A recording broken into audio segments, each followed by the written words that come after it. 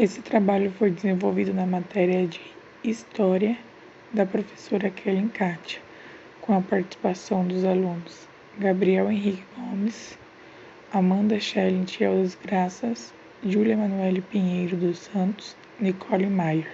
Somos a turma de segundo ano agropecuária e o trabalho abordou o tema de iluminismo. O iluminismo foi um movimento intelectual que surgiu durante o século XVIII na Europa, que defendia o uso da razão, que era luz, contra o antigo regime, que era trevas, e pregava a maior liberdade econômica e política, cujo pensamento consistia em dar maior credibilidade à ênfase à racionalidade humana. Eles queriam afirmar que a razão deve ser a chave de todo conhecimento e de tomada de decisão. Os iluministas acreditavam que a razão é inerente ao ser humano. O fato de se ter uma ideia era considerado uma luz, por se encontrar na busca de soluções ou saídas de qualquer problema. E, fato mais fato durante o dia, quando se tem claridade. O processo de iluminação se daria pelo desenvolvimento da capacidade intelectual, libertando-se dos medos irracionais, superstições e crendices, levando o ser humano a questionar as tradições vulgares e a construir uma nova ordem racional para a sociedade. O iluminismo ele teve algumas influências, e entre as principais influências do pensamento iluminista estão a Revolução Francesa e a independência dos Estados Unidos. Os principais pensadores do iluminismo eram John Locke, que era considerado o pai do iluminismo. Sua principal obra foi Ensaio sobre o Entendimento Humano, onde Locke defende a razão, afirmando que a nossa mente é como uma tábua rasa, sem nenhuma ideia. Defendeu a liberdade dos cidadãos e condenou o absolutismo. Voltaire destacou-se pelas críticas feitas ao clero católico, à inflexibilidade religiosa e à prepotência dos poderosos. Montesquieu.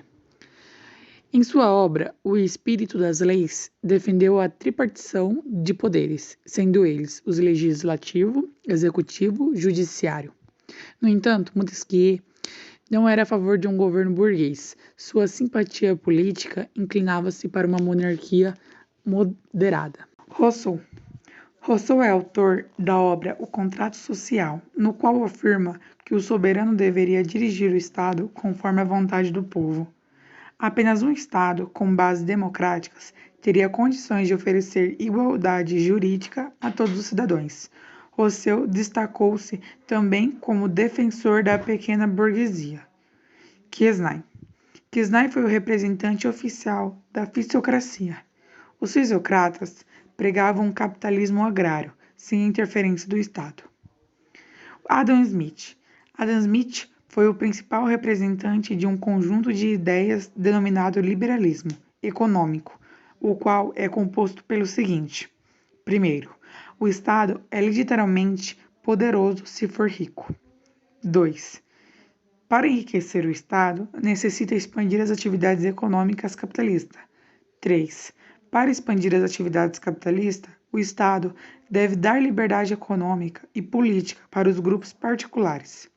A principal obra de Smith foi A Riqueza das Nações, no qual ele defende que a economia deveria ser conduzida pelo livre jogo da oferta e da procura.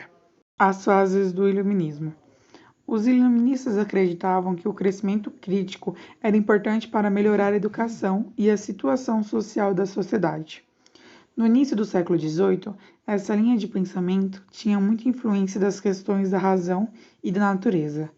Na primeira fase, houve a busca na compreensão dos fenômenos físicos. Na metade do século XVIII, os pensadores se afastaram dessas ideias e começaram a basear em teorias sociais. O iluminismo no Brasil.